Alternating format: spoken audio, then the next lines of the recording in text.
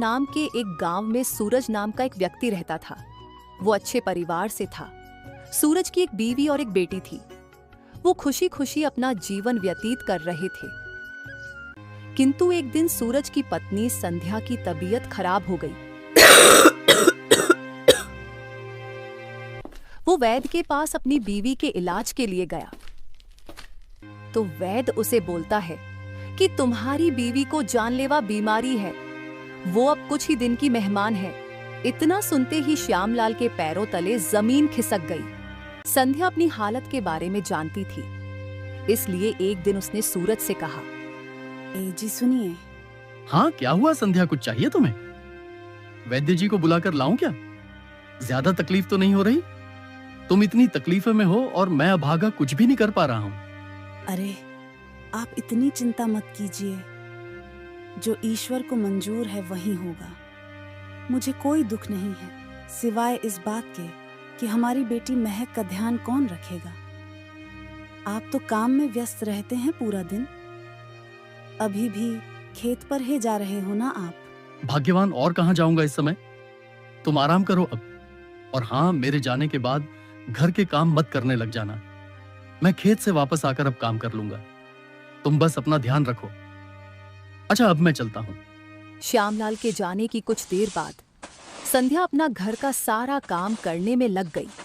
थोड़ी देर बाद संध्या को बेचैनी सी महसूस हुई और देखते देखते वो चक्कर खाकर जमीन पर गिर पड़ी। उसकी आवाज सुनते ही संध्या की बेटी महक भागते हुए आंगन में आकर चिल्लाने लगी, माँ क्या हुआ आपको? माँ उठो माँ। धीरे धीरे पूरा गांव इकट्ठा हो गया। सब बोलने लगे, संध्या को क्या हो गया? पूरे गांव में हल्ला होने के बाद सूरज तक यह खबर पहुंची।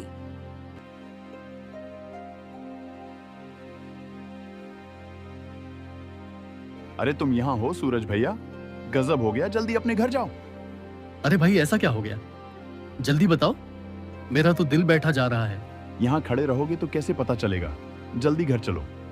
इतना सुनते ही सूरज तुरंत अपने घर जाता है और देखता है कि उसकी पत्नी बेहोश जमीन पर पड़ी है।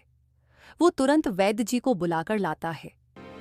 वैद्य जी जैसे ही संध्या की नाड़ी पकड़ते हैं, उन्हें पता चल जाता है कि संध्या चल बसी। बस फिर सूरज और उसकी बेटी महक दोनों के ऊपर मानो पहाड़ सा टूट पड़ा। वो दोनों फूट फूट कर रोने लगे।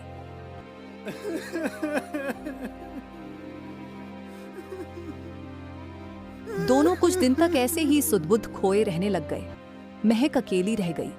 वह अपनी माँ को याद करके रोती रहती थी। उसकी इस हालत को देखकर उसके पिता सूरज उसको कैसे ना कैसे समझा लेते हैं। फिर एक दिन सभी गांव वाले सूरज को नसीहत देने लगते हैं कि उसकी बेटी की उम्र अभी कम है, बिना माँ के गुजारा करना मुश्किल है, तो सूरज को दूसरी शादी कर लेनी चाहिए। बेटी तुम चिंता ना करो, तुम्हारी माँ को मैं ले आऊंगा। मेरी माँ कहाँ रहती है बाबा? वो देखो आसमान में। क्या मेरी माँ नीचे नहीं आएंगी? जरूर आएगी, लेकिन उसका रूप बदल जाएगा। वो पहले जैसी नहीं होगी। ऐसा क्यों है बाबा? वो इसलिए क्योंकि कुछ पाने के लिए कुछ खोना पड़ता है। वो नीचे आने की इजाजत तो देंगे, लेकिन भगवान उसका रूप बदल देंगे। कोई बात नहीं बाबा, होगी तो मेरी माँ ही ना। हो सकता है उसका स्वभाव ही बदल जाए। कोई बात नहीं बाबा, भगवान यही चाहते हैं तो हम लोग क्या कर सकते हैं। असल में सूरज उसे मानसिक रूप से तैयार कर रहा था और सबके इतना बोलने पर अपनी बेटी के लिए 1 साल बाद दूसरी शादी कर लेता है। थोड़े ही दिनों में सूरज सुशीला नाम की दूसरी लड़की से शादी करके उसे घर ले आया और अपनी बेटी महक से बोला, ये देखो बेटी, तुम्हारी माँ आ गई। महक चहक उठी और बोली, माँ अब कहीं मत जाना मुझे छोड़कर। बेटी, मैं तुम्हें कहीं छोड़ के नहीं जाऊंगी। सुनिए जी, आप बिल्कुल चिंता मत करिए। मैं महक का उसकी माँ से भी ज्यादा ख्याल रखूंगी। उसे अपनी माँ की कमी कभी महसूस नहीं होगी। ये बोलकर तुमने मेरे दिल का बोझ हल्का कर दिया, क्योंकि महक अभी बहुत छोटी है। मैं हमेशा उसको खुश देखना चाहता हूँ। सूरज को नहीं पता था कि सुशीला वाकई में कैसा व्यवहार करती है महक के साथ। वो तो सुबह जल्दी उठकर खेत पर चला जाता और शाम को थका हारा घर आकर जल्दी सो जाती। किंतु सुशीला पूरे दिन घर का सारा काम महक से करवाती थी। सुशीला अपनी बेटी को तो खूब अच्छे अच्छे खिलौने दिलाती, अच्छा खाना खिलाती, उसको बड़े प्यार से रखती, लेकिन महक के साथ सौतेला व्यवहार करती थी। माँ और उसकी बहन नीमा का व्यवहार महक के प्रति कभी नहीं बदला। ऐसे ही अक्सर हर छोटी बड़ी बात पर दोनों मिलकर महक को सुनाया करती थी। घर का सारा काम करने के बाद भी उसकी सौतेली माँ महक को अपनी बेटी जैसा प्यार नहीं देती थी। क्यों रे महक, कहाँ मर गई? क्या हुआ माँ, आपको कुछ चाहिए था? घर का काम कौन करेगा? इतनी देर तक आराम फरमा रही थी। हाँ माँ, अभी करती हूँ। जल्दी से बर्तन साफ कर लूँ, फिर मैं खेलने जाऊंगी। बेचारी महक अपने छोटे छोटे हाथों से बर्तन धोते धोते अभी खेलने का सोच ही रही थी कि सुशीला फिर आ जाती है। ये बर्तन साफ करके ये कपड़े भी धो देना। माँ, ये बर्तन साफ करके खेलने जाऊंगी, आकर धो दूंगी कपड़े। क्यों जाएगी खेलने? ये कपड़े क्या तेरी माँ आकर धोएगी? और एक दिन खेलने नहीं जाएगी तो मर थोड़ी जाएगी। पर माँ कुछ नहीं, मुझे 1 घंटे में ये सारे कपड़े धुले हुए चाहिए। अगर 1 घंटे में कपड़े नहीं धोए तो आज शाम का तुम्हें खाना नहीं मिलेगा। ठीक है माँ। अरे माँ, मैं खेलने जा रही हूँ। हाँ बेटी, चली जाओ। माँ, जैसे ही ये महक की बच्ची घर का काम कर ले तो मेरे स्कूल के कपड़ों पर प्रेस करवा देना। सुन लिया तूने? ये सब काम करके नीमा के कपड़े भी प्रेस कर देना। अब देख क्या रही है, जल्दी जल्दी काम में हाथ चला। माँ, आप मुझे यहाँ अकेला छोड़कर क्यों चले गए? मुझे भी साथ ले जाती।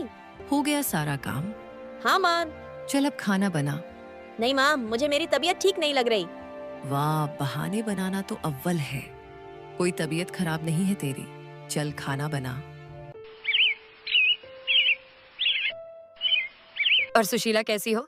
आओ आओ, कैसी हो तुम? हमारा तो जैसे तैसे वक्त निकल रहा है। सुशीला जी, मैं तो ठीक हूँ। मैं आपसे वो शहद लेने आई हूँ, कुछ दिन पहले आपसे मंगवाया था ना। अरे हाँ, मैं तो भूल ही गई, रुक लाती हूँ। सुशीला जैसे ही अंदर गई, पड़ोसी तुरंत महक के पास जाकर बोली, महक, दुखी मत हो। इस सुशीला के बर्ताव से इसने तेरा जीना मुश्किल किया हुआ है। तू इस बारे में अपने पिता को क्यों नहीं बताती? नहीं, मेरे बाबा पहले से ही परेशान हैं। उन्हें मैं और पीड़ा नहीं दे सकती। मुझे परेशान देख वो और दुखी हो जाएंगे। तेरे लिए मुझे बहुत दुख होता है। तू अपना ध्यान रख। आप मेरी चिंता मत करो। वो जैसी भी है मेरी माँ है, गुस्सा करती है पर दिल की अच्छी है। तू बहुत भोली है रे। मैं तो तेरे लिए बस प्रार्थना ही कर सकती हूँ कि एक दिन तेरा जीवन भी सुधर जाए। तू परेशान मत होना।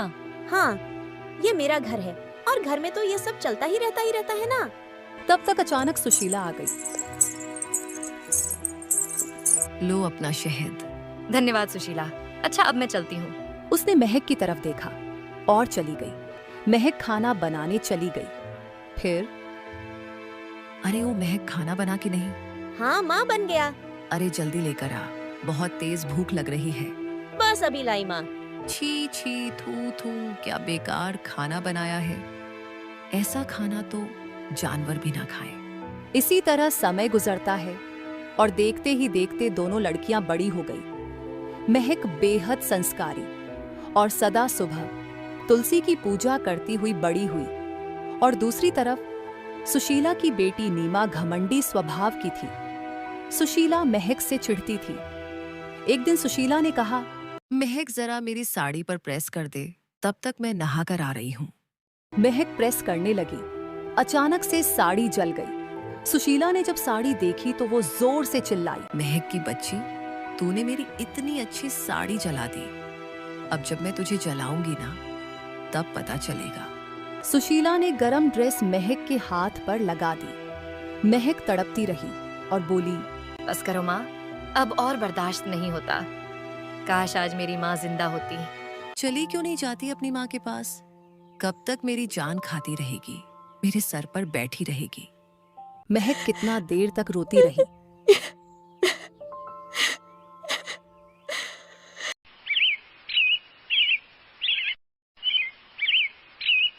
सुनिए जी महक की अब शादी करने की उम्र हो गई है।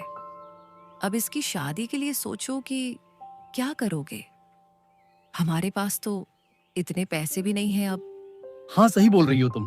कोई छोटा मोटा घर देखकर इसकी शादी की बात चला दो बस। तुम ऐसे गुस्से में क्यों बोल रही हो? गुस्से से नहीं तो और कैसे बोलूं? कुछ काम धाम करती नहीं है। सुनिए मेरी बात, जैसा भी घर मिले बस कर दीजिए। सूरज चुपचाप सुशीला की हाँ में हाँ मिला देता है और एक गरीब परिवार का लड़का पास के गांव से मिलता है, जिसके लिए वो अपनी बेटी महक की शादी पक्की कर देता है। सुशीला मन ही मन बहुत खुश होती है कि महक के लिए गरीब परिवार मिला, ताकि बाद में वो अपनी बेटी की शादी किसी अच्छे और पैसे वाले घर में करें। जैसे जैसे दिन बीतते गए, श्यामलाल की चिंता बढ़ती गई। सूरज सोच में पड़ जाता है। जिसको मैंने इतने प्यार से पाला पोषा है, उसकी शादी मैं ऐसे कैसे भी कहीं कर सकता हूँ? महक अपने पिता को दुखी देखते हुए पूछती है। क्या हुआ पिताजी? कुछ नहीं बेटी। पिताजी, आप मेरी शादी को लेकर ज्यादा सोचो नहीं। ऊपर वाला हमारे साथ अच्छा ही करेगा। महक सोचती है। पिताजी मेरी शादी के बारे में सोच के परेशान हो रहे हैं। मुझे कुछ काम करना चाहिए जिससे पिताजी की मदद करवा सकूं। फिर महक सूरज के जाने के बाद काम ढूंढने निकल जाती है, लेकिन उसको कोई काम नहीं मिलता। वो पूरे दिन घूमकर शाम को घर आ जाती है।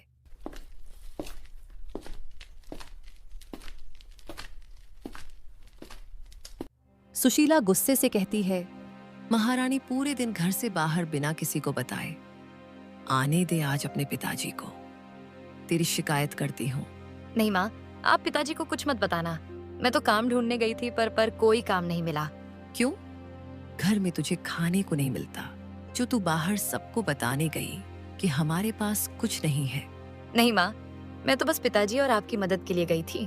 तभी सूरज आ जाता है और दोनों को बात करते हुए देखता है और कहता है, अरे क्या हो गया सुशीला? मुझसे क्या पूछते हो? अपनी बेटी से पूछो कि कहाँ थी। आज पूरा दिन गायब थी महारानी। महक सूरज को सब कुछ बता देती है। तुमको ये सब करने की क्या जरूरत? इतने प्यार से क्या बोल रहे हो? आपने ही इसे सर पर चढ़ा रखा है। भाग्यवान, मैं अपनी बेटी से प्यार से बात नहीं कर सकता क्या? महक अपने माँ पिताजी से माफी मांगती है। मुझे माफ कर दो, मैं दोबारा ऐसा नहीं करूंगी। बेटी तुम ज्यादा सोचो नहीं, मैं सब कुछ टाइम से कर लूंगा। पिताजी माँ के पुराने गहने रखे हैं, आप उनसे कुछ क्यों नहीं करते? हाँ बेटी, मैं कुछ करता हूँ। सुशीला ये बात सुन के चौकन्नी हो जाती है और सोचती है, इसकी शादी में यह सब खर्च हो जाएगा तो मेरी बेटी नीमा की शादी कैसे होगी?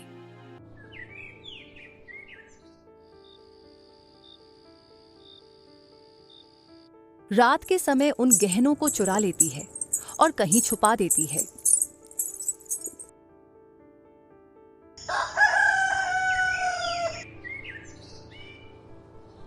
अगली सुबह जब सूरज गहने लेने जाता है तो देखता है वो गहने वहां नहीं होते हैं। भाग्यवान कहाँ हो?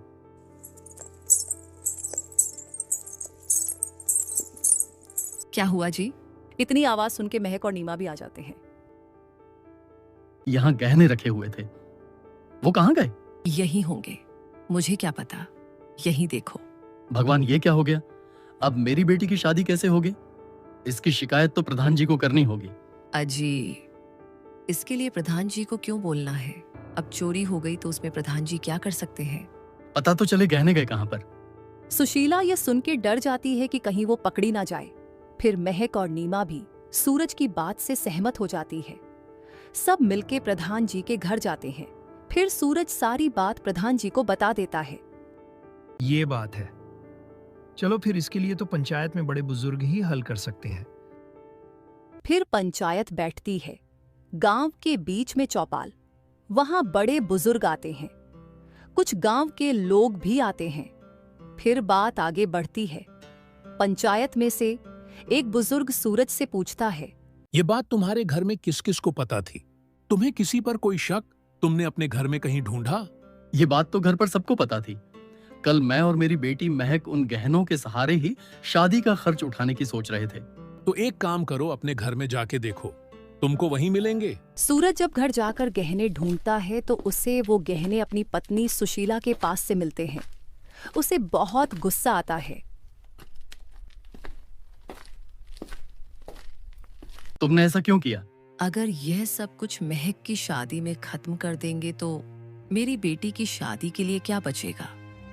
सुशीला, यह सब करके तुमने अपनी इज्जत कम कर दी मेरी नजरों में, और गांव वाले कितना कुछ बोलेंगे।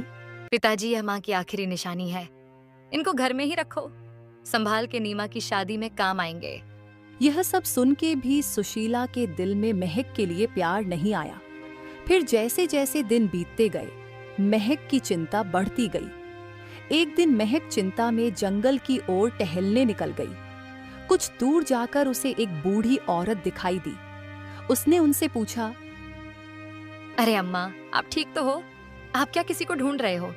क्या मैं आपकी मदद कर सकती हूँ?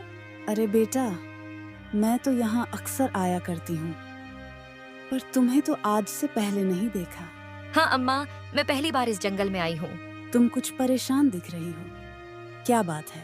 वो मेरे पिताजी ने मेरी अगले महीने शादी तय कर दी है, और मेरे पिताजी के पास रस्मों के लिए लड़के वाले को देने के लिए कुछ नहीं है। अच्छा, जरा मेरा एक काम कर, वहाँ बाग में तुलसी का बहुत गहना पौधा है, उसमें से कुछ पत्ते तोड़ कर ले आ।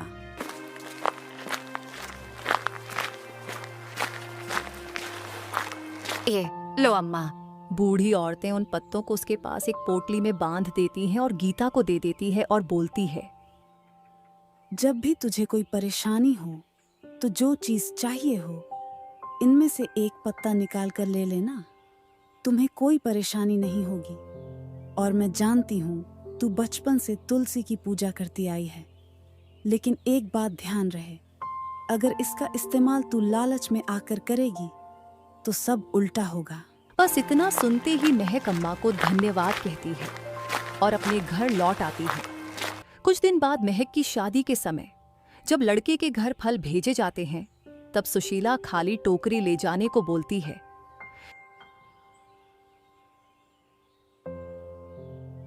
किंतु गीता उसमें तुलसी का पत्ता रख देती है। जैसे ही लड़के के घर टोकरी पहुंचती है, उसमें ढेर सारे मीठे और स्वादिष्ट फल होते हैं। ऐसे ही जब महल की विदाई होती है, तब सुशीला उसको बिना किसी गहने के जाने को बोलती है। फिर महक तुलसी के पत्तों को धागे में बांधकर पहन लेती है, तो वो सारे पत्ते सोने के जेवर बन जाते हैं। जिसके बाद महक अपने ससुराल चली जाती है और उसके ससुराल वाले भी बहुत खुश होते हैं। उसके पास किसी चीज की कमी नहीं रहती। लेकिन सुशीला को यह सब मानो काटने को दौड़ता है। वो अचंभित रह जाती है और लालच में आकर महक के घर जाकर वो तुलसी के पत्तों की पोटली चुरा लेती है। ऐसे ही दिन गुजरते हैं। कुछ समय के बाद सुशीला की बेटी नीमा की वो शादी तय हो जाती है। अपनी बेटी नीमा के लिए वो अमीर घर देखती है। फिर क्या सुशीला भी अपनी बेटी को तुलसी के पत्ते पहना देती है, जो कि थोड़ी देर में ही सड़े हुए फूलों की माला बन जाती है। और जब वो फल की टोकरी देती है तो उसमें पत्थर बन जाते हैं। फिर सुशीला सोचने लगती है और उसे इस बात का एहसास हो जाता है कि वो यह सब लालच में आकर कर रही है। जिसके बाद सुशीला महक के घर में उससे माफी मांगती है और बोलती है कि मैंने तुम्हारी पोटली चुरा ली थी, लेकिन मुझे एहसास हो गया है कि मैं गलत थी। मुझे माफ कर देना। पुर नाम के एक छोटे से गांव में धनीराम नाम का एक सेठ रहा करता था। उसके परिवार में उसकी पत्नी लीलावती और एक उसका छोटा बेटा था। उसके पास बहुत सारी जमीन जायदाद थी। उसके खेत में किशन नाम का एक किसान काम किया करता था और धनीराम हर समय आराम करता रहता। वह बहुत ही जालिम और कठोर दिल का था, लेकिन उसकी पत्नी लीलावती बहुत ही दयावान औरत थी। सुनिए, आप अपने खेत पर काम करने वाले किशन पर ज्यादा जुल्म मत किया करो और ना ही अपने नौकरों के साथ बुरा बर्ताव किया करो। अरे तुम्हें क्या पता है, ये लोग इसी के लायक हैं। अगर इनसे प्यार की बात करो तो सर पर चढ़कर नाचने लगते हैं, इसीलिए इनके साथ प्यार से बात नहीं करनी चाहिए। सेठ धनीराम के घर के नौकर और किसान बहुत ही परेशान थे, लेकिन उसकी पत्नी के स्वभाव की वजह से वह दोनों वहां काम कर रहे थे।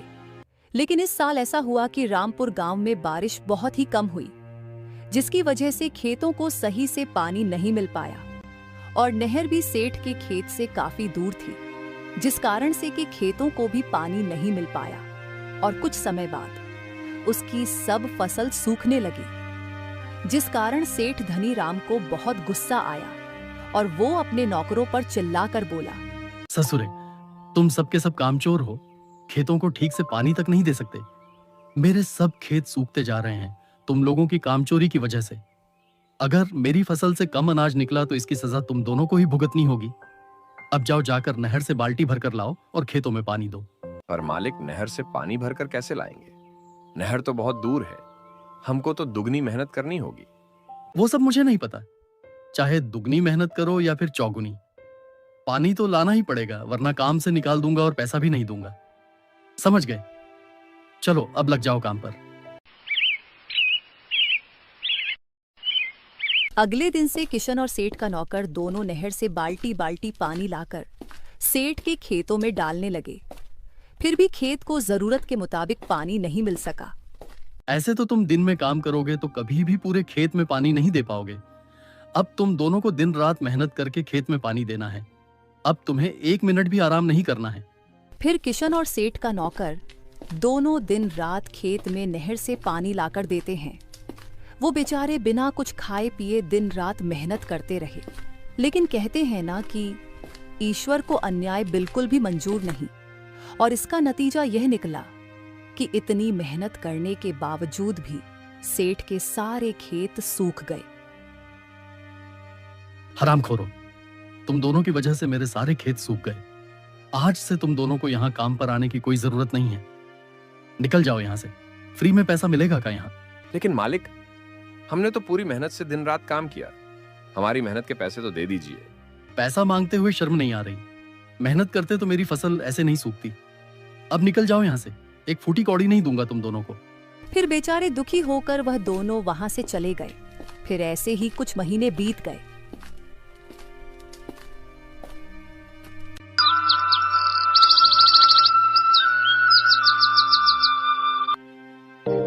आपने किशन और अपने नौकर के साथ अच्छा बर्ताव नहीं किया। इसी वजह से अपने खेत की फसल सूख गई, क्योंकि आप उन दोनों के ऊपर बहुत ही अत्याचार करते थे। इसलिए भगवान ने हमारे खेत सूखा दिए, जबकि दूसरे लोगों के खेतों में बारिश ना होने के बावजूद भी अच्छा अनाज पैदा हुआ है। अपनी पत्नी की यह बात सुन सुनकर सेठ धनीराम को गुस्सा आ गया। अरे, तुम मुझे अत्याचारी बोल रही हो? इन किसानों के काम ना करने की वजह से ये नुकसान मुझे हुआ है, और वे दोनों कामचोर थे।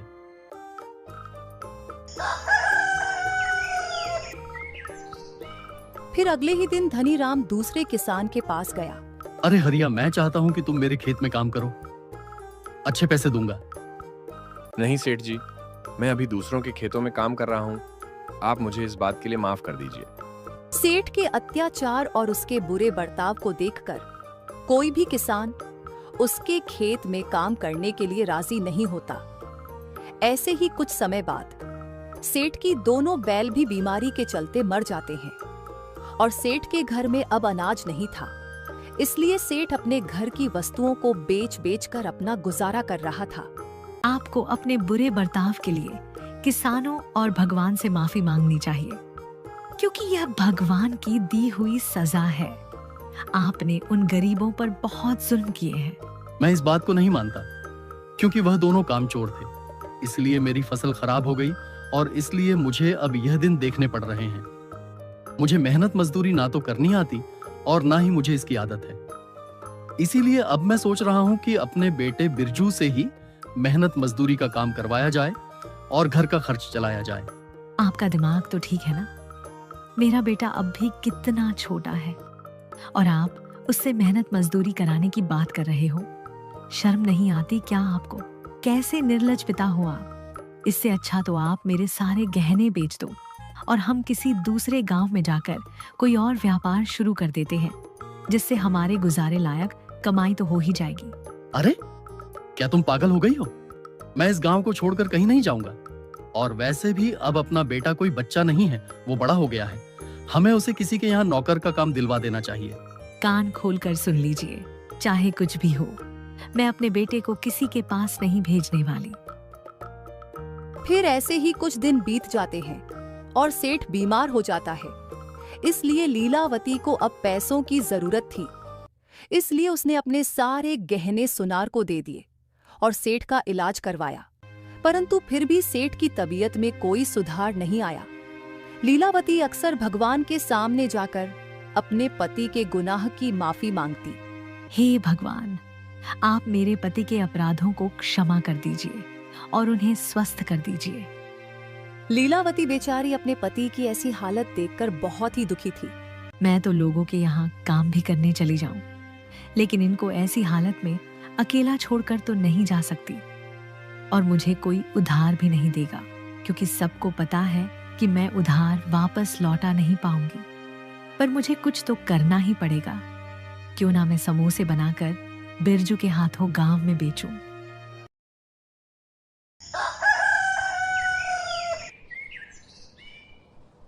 यह सोचकर लीलावती कुछ पैसे जोड़कर समोसे बनाने के लिए सामान लाई और उसने समोसे बनाए। फिर अपने बेटे से बोली, बेटा, यह कुछ समोसे लेकर तुम गांव में जाओ और इन्हें घूम घूम कर बेचने की कोशिश करो। मुझे पक्का यकीन है ये लोगों को बहुत ही पसंद आएंगे और इससे हमारी कुछ कमाई भी हो जाएगी। बेटा बिरजू, क्या तुम यह काम कर पाओगे? हाँ माँ, मैं यह काम जरूर करूँगा। बिरजू अपनी माँ की परेशानी और अपने पिता की बीमारी को देखकर बहुत ही परेशान था। फिर लीलावती ने बिरजू को कुछ समोसे एक टोकरी में रख दे दिए। बिरजू उनको बेचने के लिए गांव में चला गया। आओ भाइयों और बहनों, समोसे ले लो। आओ समोसे ले जाओ, ताजा गरम समोसे ले लो। आओ ताजे और शुद्ध समोसे ले लो, 10 रुपए के 2 समोसे। इस तरह बिरजू घूम घूम कर समोसे बेचने लगा। शाम होने तक बिरजू के सारे समोसे बिक गए। इस तरह से बिरजू रोज सुबह होते ही समोसे लेकर गांव में बेचने के लिए चला जाता और शाम होने तक सारे समोसे बेचकर वापस अपने घर आ जाता। इसी तरह कुछ महीने बीतने के बाद सेठ की तबीयत भी सही होने लगी थी। अब मुझे समझ आ गया है, यह सब मेरे अत्याचार की वजह से ही हुआ है। जो मैंने मेरे नौकर और मेरे किसान किशन पर किए थे, उसी का सजा है। हे भगवान, मुझे माफ कर दो। आज के बाद मैं कभी भी किसी नौकर या किसान को परेशान नहीं करूंगा और ना उनके ऊपर कोई अत्याचार करूंगा। फिर अगले दिन सुबह होने पर, सुनो लीलावती, मुझे अपनी गलती का एहसास हो गया है। अब मैं थोड़ा ठीक हो गया हूं, तो अब मैं ही समोसे बेचने के लिए जाऊंगा और हर एक किसान के घर जाकर उससे अपने की माफी मांगूंगा। सच में मैंने उन पर बहुत अत्याचार किया है। सेठ की पत्नी यह बात सुनकर बहुत ही खुश हुई।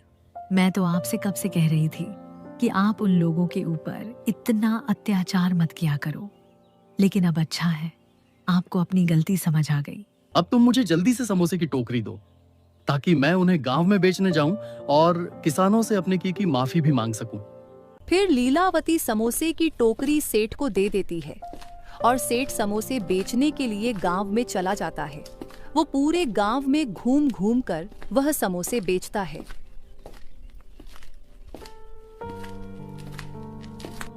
और किशन और उसके नौकर से अपने की माफी मांगता है। इसी तरह 1 महीना बीत जाता है और सेठ के घर की हालत थोड़ी सही हो जाती है और सेठ धर्म पूर्ण करना भी चालू कर देता है। वह जरूरतमंद लोगों की मदद करता है।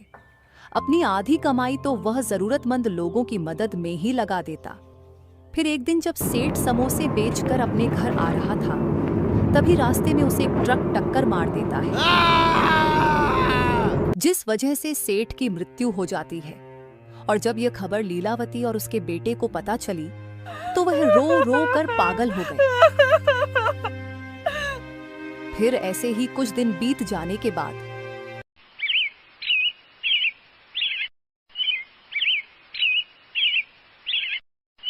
पिताजी कहाँ चले गए माँ? बेटा, तुम्हारे पिताजी अब हम सबको छोड़कर यमपुरी में यमराज के पास चले गए हैं। हमारे कितने दिनों बाद तो अच्छे दिन आए थे। अब क्या मुझे फिर से समोसे बेचने के लिए जाना होगा? बेटा, जिस घर में गरीबी होती है उसका कोई सहारा नहीं होता। उनसे सभी लोग दूर भागने लगते हैं। गरीबों का सहारा केवल भगवान है।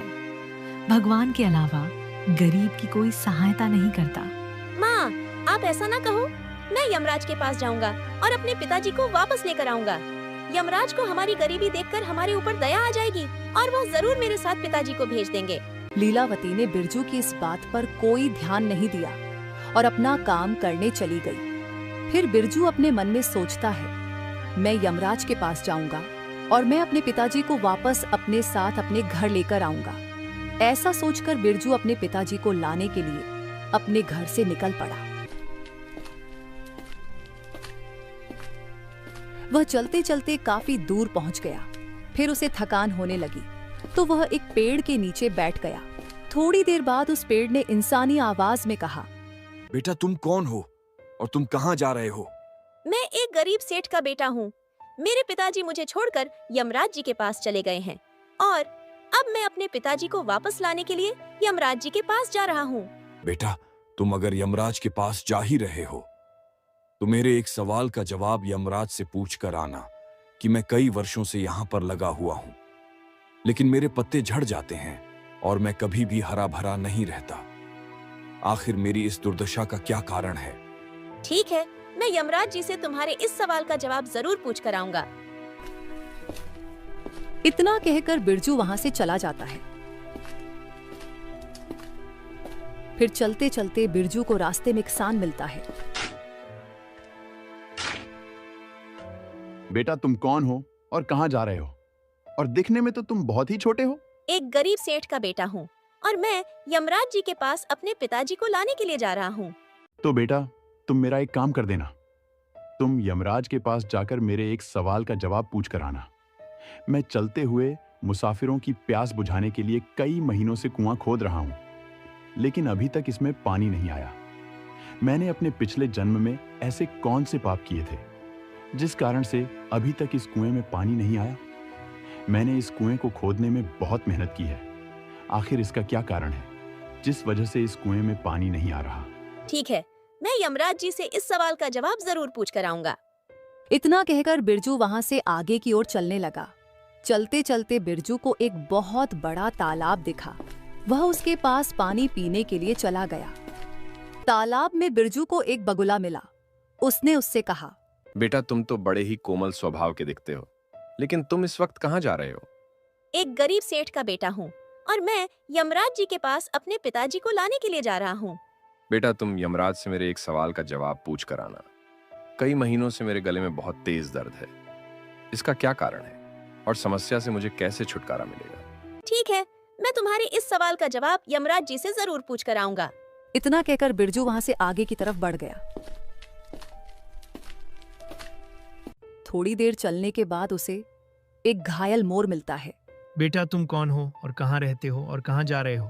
मैं एक गरीब सेठ का बेटा हूँ और मैं यमराज जी के पास अपने पिताजी को लाने के लिए जा रहा हूँ। तुम यमराज से मेरे एक सवाल का जवाब पूछ कर आना। मेरा शरीर कई महीनों से इस घायल अवस्था में यहीं पड़ा है। मेरा एक पैर लोमड़ी खा गई। अब मैं ठीक से एक पैर के सहारे चल भी नहीं पाता और यहीं पड़ा पड़ा सड़ रहा हूँ। मैंने अपने पिछले जन्म में ऐसे कौन से पाप कर्म किए थे जिसके कारण मुझे इस शरीर से मुक्ति नहीं मिल पा रही है और इसका क्या कारण है? ठीक है, मैं यमपुरी में जाकर यमराज जी से तुम्हारे इस सवाल का जवाब जरूर पूछ कर आऊंगा। इतना कहकर बिरजू वहां से आगे की ओर निकल जाता है। चलते चलते बिरजू को रात हो जाती है। तभी उसे जंगल में एक झोपड़ी दिखाई देती है जिसके बाहर एक साधु बाबा खड़े थे। फिर बिरजू बाबा के पास चला जाता है। कौन हो बेटा तुम? इतने घने जंगल में तुम क्या कर रहे हो? मैं अपने पिताजी को यमराज के पास से वापस लाने के लिए जा रहा हूँ। बेटा, क्या तुम्हारे कहने से यमराज तुम्हारे पिताजी को तुम्हारे साथ भेज देंगे? हाँ, उन्हें हम पर दया खानी ही होगी, क्योंकि जब मेरे पिताजी घर पर थे तो वह अपनी कमाई का आधा हिस्सा तो दान किया करते थे और आधे हिस्से से हमारे परिवार का खर्चा चलाया करते थे। लेकिन अब मेरे पिताजी घर पर नहीं रहते। यमराज जी ने उन्हें उनके पास बुला लिया है, तो मैं और मेरी माँ भूख से मर रहे हैं। इसलिए मैं यमराज जी को यह सब बोलकर अपने पिताजी को अपने साथ लेकर वापस घर जाऊंगा। ठीक है बेटा, तुम अभी खाना खाकर सो जाओ। कल सुबह तुम यमराज के पास जाने के लिए निकल जाना। तुम काफी थक गए होंगे। फिर बिरजू साधु बाबा की झोपड़ी में ही खाना खाकर सो जाता है। अगले दिन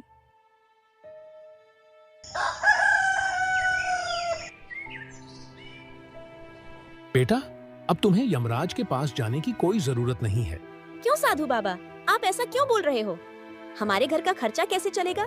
मेरी माँ और मैं दोनों भूख से मर रहे हैं।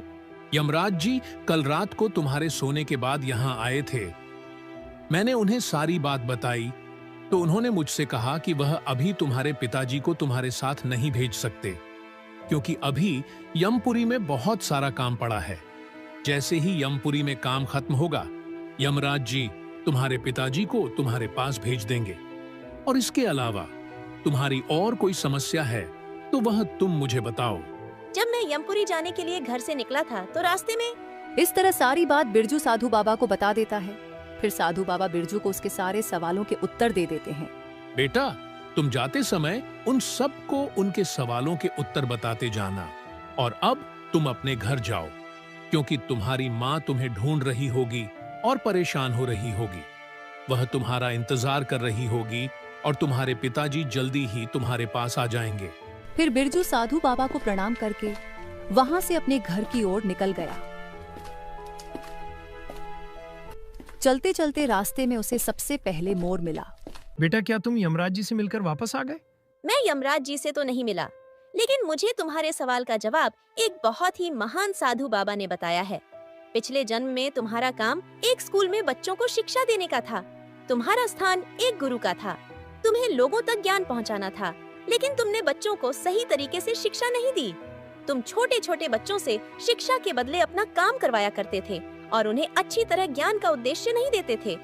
तुम पिछले जन्म में बहुत ही बड़े विद्वान और ज्ञानी थे, लेकिन तुम उन बच्चों को शिक्षा नहीं दे पाए। उन्हें सही तरीके से ज्ञान प्राप्त नहीं हुआ, जिस वजह से वह बच्चे बड़े होकर तुम्हें श्राप दिया करते थे, जिस कारण तुम्हारी यह हालत हो गई है। और तुम्हारे अंदर जो ज्ञान भरा है, वह ज्ञान तुम किसी को दे दो तो इसके बाद तुम्हारी आत्मा को मोक्ष मिल जाएगा। फिर जैसे ही मोर ने बिरजू को अपना ज्ञान दिया, वैसे ही उसकी आत्मा को संतुष्टि मिली और वह मुक्त हो गया। फिर बिरजू वहां से आगे की ओर बढ़ गया। चलते चलते फिर वह उस बगुले के पास पहुंच गया। क्या तुम यमपुरी से लौट कर आ गए? तुमने यमराज जी से मेरे सवाल का जवाब पूछा था। देखो, मुझे तुम्हारे सवाल का जवाब एक बहुत ही महान साधु बाबा ने बताया है। तुम्हारे गले में एक बहुत ही बहुमूल्य मोती फंसा हुआ है। जब तुम तालाब में मछली खा रहे थे तो वह मछली के साथ तुम्हारे गले में चला गया था और वह तुम्हारे गले में ही अटक गया है। और जब तुम उस मोती को उगल दोगे तो तुम्हारे गले का दर्द बिल्कुल सही हो जाएगा। यह सुनते ही उस बगुले ने थोड़ा प्रयास किया और अपने गले से एक मोती उगल दिया। सच में अब मेरे गले का दर्द बिल्कुल सही हो गया। तुमने मेरी बहुत सहायता की है। तुम्हारी वजह से ही मेरे गले का दर्द सही हुआ है। अब मैं ये मोती तुम्हें देना चाहता हूँ। ये मेरे किसी काम का नहीं है। तुम इस मोती को अपने साथ ले जाओ, ये तुम्हारे बहुत काम आएगा। फिर बिरजू वह मोती लेकर वहां से चला गया। चलते चलते रास्ते में उसे फिर वही किसान मिला जो मुसाफिरों के लिए कई महीनों से कुआं खोद रहा था। बेटा, क्या यमराज जी से तुमने मेरे सवाल का जवाब पूछा था? मैं यमराज जी से तो नहीं मिला, लेकिन मुझे आपके सवाल का जवाब एक बहुत ही महान साधु बाबा ने बताया है कि आपके घर में एक बैल है और उसकी जोड़ी का दूसरा बैल मर गया है। इसलिए वह बैल बहुत ही दुखी रहता है और वह मन ही मन आपको बहुत कोसता है। आप जैसे ही उसका जोड़ीदार बैल खरीद लोगे तो उस बैल का अकेलापन दूर हो जाएगा और आपके इस कुएं में पानी आ जाएगा। ऐसा कहकर बिरजू वहां से चला गया। चलते चलते बिरजू उसी पेड़ के पास पहुंच गया जहां उसने बैठकर विश्राम किया था। बेटा बिरजू, क्या तुमने मेरे सवाल का जवाब यमराज से पूछा था? नहीं, मैं यमराज जी से तो नहीं मिला, लेकिन मुझे आपके सवाल का जवाब एक बहुत ही महान साधु बाबा ने बताया है। आपकी जड़ों में एक मटका दबा हुआ पड़ा है जिसमें सोने की अशर्फियां हैं। अगर वह मटका कोई उस जगह से खोद कर बाहर निकाल दे तो आप फिर से एक बार हरे भरे हो जाओगे। बिरजू, क्या तुम मेरी सहायता कर सकते हो? वह दबा हुआ मटका तुम मेरी जड़ों से निकाल लो। फिर बिरजू थोड़ी देर में गड्ढा करके वहां से वह मटका बाहर निकाल देता है। उसके थोड़ी ही देर में उस पेड़ की पत्तियां पूरी हरी भरी हो जाती हैं। बिरजू, मैं आज बहुत ही खुश हूँ, इसलिए तुम मेरी तरफ से एक तोहफा समझकर यह मटका अपने साथ ले जाओ। फिर बिरजू वो मटका लेकर वहां से आगे की तरफ चला गया। कुछ देर चलने के बाद बिरजू अपने घर पहुंच गया। बिरजू को सही सलामत देखकर उसकी माँ बहुत ही खुश हुई। बेटा बिरजू, तुम मुझे अकेला छोड़कर कहाँ पर चले गए थे और इस मटके के अंदर क्या है? फिर बिरजू के साथ रास्ते में जो भी घटना घटी वह सारी बात बिरजू अपनी माँ को बता देता है। तो बेटा बिरजू, अब तुम्हें समझ आ गया होगा कि इस धरती से तुम्हारे पिताजी की भी मुक्ति हो गई है और तुम्हारे पिताजी ने जो दान धर्म किया था उसका फल भगवान ने तुम्हें दे दिया है। दोस्तों, हमें इस कहानी से यही सीख मिलती है कि माता पिता के अच्छे और बुरे कर्मों का फल उनकी संतान को कैसे प्राप्त होता है और पिछले जन्म के कर्मों का फल मनुष्य को किस प्रकार मिलता है। दोस्तों, अच्छे कर्मों का फल केवल माता पिता को ही नहीं, उनकी संतान को भी मिलता है। अगर माता पिता समाज में कोई अच्छा कार्य करते हैं तो उनके बच्चों को भी मान और सम्मान मिलता है और बुरे कर्मों का फल उनके बच्चों को भी दुख के रूप में मिलता है। थैंक्स फॉर वॉचिंग और सब्सक्राइब जरूर करिए।